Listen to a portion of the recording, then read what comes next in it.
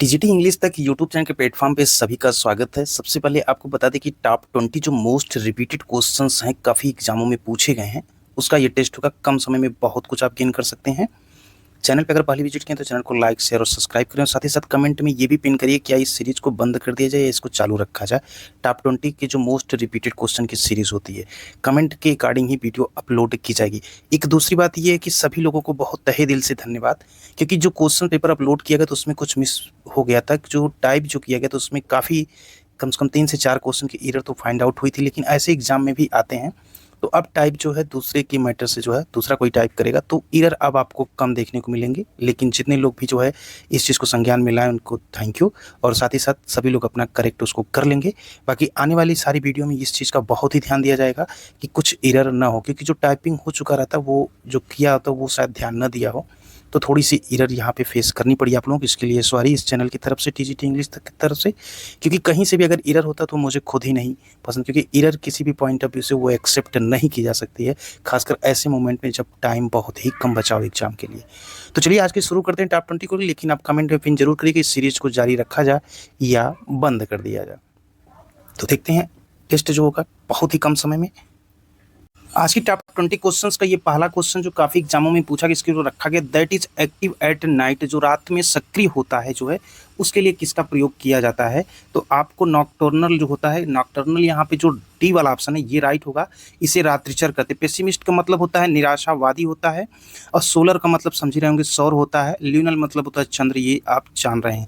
इसका मतलब जो होता है वो रात्रिचर जो होता है उसके लिए जो है that is active at night, जो रात में सक्रिय होता है। तो राइट ऑप्शन हो जाएगा डी।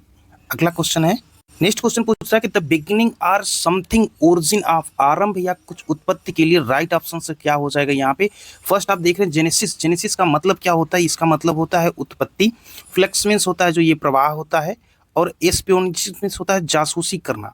अब कैस्केड मीन्स क्या होता है, झरना होता है। अब इसमें से जो है राइट ऑप्शन आप समझ गए होंगे, वैसे राइट ऑप्शन ए होगा। बढ़ते हैं नेक्स्ट क्वेश्चन की तरफ। क्वेश्चन देख के आप गेस करोगे, ऐसे क्वेश्चन से भी टीजीटी में आपको वाकिफ होना पड़ सकता है। किसी ने कमेंट किया था कुछ क्वेश्चन डाले गए थे, क्योंकि कभी कभी क्या होता है ना, कुछ एक जो सिलेबस से इतर होकर ना इंडियन राइटर्स के भी क्वेश्चन पिन कर दिए जाते हैं, इसलिए एक दो क्वेश्चन अगर मिले तो उसको जरूर याद कर लीजिए, जो इंपॉर्टेंट होते हैं वो डाल दिया जाता है। अगला है कि place where wine is made, आपको बताना है कि वह स्थान जहाँ शराब बनाई जाती है। तो शराब जो बनाई जाती है उसके लिए क्या कहते हैं। तो पहला यहाँ पे तो ये बेकरी है, बेकरी क्या बनती है तो आपको पता होगा। क्लाक रूम में क्या रखा जाता है ये भी पता होगा। टेनरी क्या होता है इसके बारे में पता है। ब्रीवेरी जो होता है इसे कहते हैं शराब की भट्टी। राइट ऑप्शन हो जाएगा डी। क्वेश्चन नंबर 4 कह रहा है हार्ड टू प्लीज, खुश करना मुश्किल। अब यहाँ पे जो ऑप्शन दिए गए हैं, यहाँ पे बहुत सारे ऑप्शन थे। ऑप्शन अगर पढ़ेंगे टाइम अच्छा लगेगा, इसलिए डायरेक्ट हम टिक करते हैं आंसर का। तो सी होगा यहाँ पे। फेस्टिडियस जो होता है, नकचढ़ा उसे कहते हैं, उसको खुश नहीं कोई कर पाता जल्दी। क्वेश्चन नंबर 6 है कि which play of Shakespeare is autobiographical, यानी कि यहाँ बताना है कि जो है क्वेश्चन नंबर 5 में आपको बताना है कि शेक्सपियर का कौन सा नाटक जो है वो आत्मकथात्मक है। तो शेक्सपियर के उस नाटक का नाम सभी को पता होगा, क्या है, आत्मकथात्मक। डी वाला ऑप्शन राइट हो जाएगा। क्वेश्चन नंबर 6 कर रहा है कि it is the stars above us govern our conditions, this line are set by, ये लाइन जो है कि यह सितारे हैं। It is the stars above us, हमारे ऊपर के सितारे हैं। गवर्न आवर कंडीशन, हमारी परिस्थितियों को नियंत्रित करते हैं। This line are set by, ये पंक्तियां किसके द्वारा की गई है। आपके सामने 4 ऑप्शन दिखाई दे रहे होंगे, इसमें ऑप्शन को टिक करना है, और ये है right option first, King Lear. Next question है कि which play of Shakespeare, Shakespeare का कौन सा नाटक है dramatisations of a tale by Chaucer in Knight's Tale, यानी कि नाइट टेल्स में जो है चौसर की कहानी का नाट्य रूपांतरण, वो शेक्सपियर का कौन सा नाटक है। ऑप्शन आपके सामने दिख रहे होंगे, इस ऑप्शन को आप कमेंट में टिक कर सकते हैं। अब यहाँ पे आपको राइट ऑप्शन जो यहाँ पे क्या होगा, the two noble kinsmen. Next है कि in which play of Shakespeare all are guilty, यानी कि शेक्सपियर के किस नाटक में जो है ना सभी दोषी हैं। तो कौन सा नाटक शेक्सपियर का वो नाटक जो है मेजर फॉर मेजर, जो है जिसमें सभी दोषी हैं। क्वेश्चन नंबर 9 पूछ रहा है कि जो विच play of Shakespeare and without climax, Shakespeare का कौन सा नाटक जो है बिना किसी चरमोत्कर्ष यानी बिना किसी क्लाइमेक्स के समाप्त होता है। ऑप्शन आपके सामने दिख रहे होंगे, ऑप्शन में राइट हो जाएगा Troilus and Cressida, option number A. Question number 10 है कि the comedy of errors by William Shakespeare is based on, जो विलियम शेक्सपियर द्वारा कॉमेडी ऑफ एरर इसका बेस क्या है। तो आपको बताना ऑप्शन राइट जो हो जाएगा मेनिंचमी बाय प्लॉटस। सारा जो है ये कंप्लीट वीडियो में सब कुछ बताया गया होगा, अगर आपने उस वीडियो को देखा होगा। आपको इतना बता दें कि उससे इतर क्वेश्चन अगर एग्जाम में आएगा तो फिर मुलाकात आपसे होगी जिस दिन पेपर हो जाएगा उसके बाद, तब आपको यकीन होगा एक एक क्वेश्चन कितना इंपॉर्टेंट है, कितना उस पर वर्क किया गया है, क्योंकि क्वेश्चन आपको देखने को मिलेंगे एग्जाम में। इसलिए ऐसी कोशिश की जाती है कि उसी क्वेश्चन से आपका ताल्लुक हो, न कि इधर उधर की चीज़ों से, क्योंकि यहाँ पे आपको रिसर्चर नहीं बनना, पीएचडी होल्डर नहीं बनना है। ये चीज़ आप जहन में रख लीजिएगा। सिर्फ आपको एक कंपटीशन को क्वालिफाई करना है, उसके लिए आप ट्रैक जो है सही डिसाइड करें, उतना ही पढ़ें जिससे आपका कंपटीशन जो है निकल जाए। ऐसा ना पढ़ें कि आप डूबते रहें और किनारा ही ना मिले। बढ़ते हैं नेक्स्ट क्वेश्चन की तरफ। क्वेश्चन नंबर 11 करा कि what does Wordsworth tell his friend to stop doing in the tables turn. यहाँ पे करा कि वर्ड्सवर्थ अपने दोस्त को जो टेबल टर्न में क्या करने से मना करते हैं। तो यहाँ पे राइट ऑप्शन से क्या हो जाएगा, डांस नाचने वगैरह की तो बात ही नहीं होती है। तो यहाँ पे राइट ऑप्शन से क्या हो जाएगा, रीडिंग। सी वाला ऑप्शन जो है वो राइट होगा। क्वेश्चन नंबर 12 पे कह रहा है कि who did Wordsworth write we are 7 with. Wordsworth we are 7 किसके साथ लिखा था। तो वर्ड्सवर्थ ने जो इसको लिखा था ना, ये कोलरिज के साथ। कोलरिज उनकी काफी मित्रता थी। चलिए हौले 13 नंबर क्वेश्चन की तरफ बढ़ते हैं। देख लेते हैं इसमें पूछा जा रहा है कि where is lines written in early spring set. Lines written in early spring set कहाँ सेट है। तो यहाँ पे आपको बताना वो खेत में है कि कहीं और है। तो यहाँ पे राइट ऑप्शन से जो हो जाएगा वो इन अ ग्रो, एक ग्रो में है। बढ़ते हैं अगला 14 नंबर क्वेश्चन की तरफ। हाँ, एक क्वेश्चन और आप लोगों का पीडीएफ जो कहाँ मिलेगी। तो पीडीएफ के लिए जो है आपको एक प्लेटफॉर्म बताया जाएगा, वहां से फ्री में पीडीएफ आप डाउनलोड कर लीजिएगा। जितने पेपर दिए जाएंगे उस पेपर को जरूर लगा लीजिएगा। एक बार नहीं, बार बार इसको बताया जा रहा है। कुछ चीजें हिडन होती है लेकिन डायरेक्टली आप ये समझे उतना लगा लीजिएगा।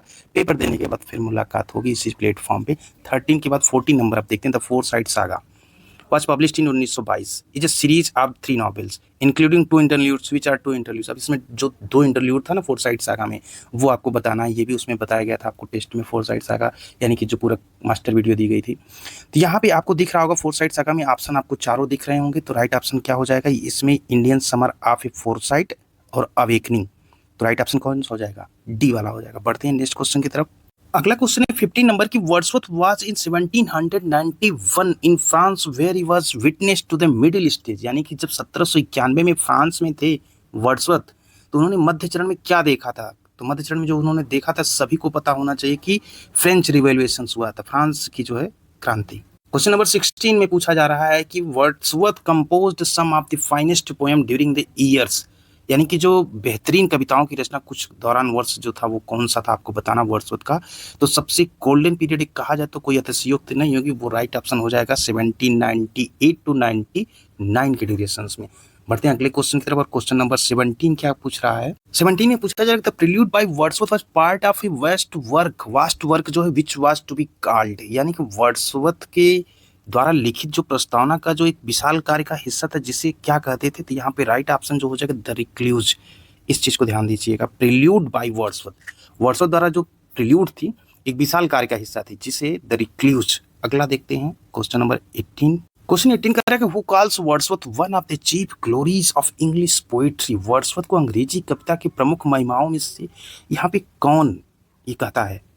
तो यहाँ पे राइट ऑप्शन से जो होगा आपके माइंड में क्लिक किया होगा अर्नोल्ड फर्स्ट है। ये तो क्वेश्चन इतनी बार रिपीट हुआ कि आपको पता है कम से कम 10 टाइम ये रिपीट हुआ अलग अलग एग्जामों को लेकर के। जो in which year Wordsworth meet Coleridge, किस वर्ष मुलाकात होती है कोलरिज से, क्योंकि इनकी बड़ी सगी संबंधी थी। कोलरिज से ये मिलने के लिए बेताब थे, कहा जाए तो कोई गलत नहीं होगा।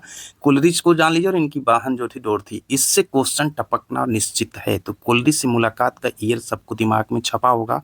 राइट ऑप्शन आपके सामने है 1795 का। बढ़ते हैं इस वीडियो के लास्ट क्वेश्चन 20 की तरफ। क्वेश्चन नंबर 20 कह रहा है which is not by Galsworthy. Galsworthy के द्वारा जो है कौन सी रचना नहीं है। तो यहाँ पे आप देख रहे होंगे कि जो है punch and go, the rope, the first and the last, defensio pro, populo, यहाँ पे जो ये वाला है ना यही नहीं है। बाकी चीजें जो है आपके पास जो है टॉप 20 के क्वेश्चंस आते रहेंगे। मिलते हैं नेक्स्ट वीडियो के साथ।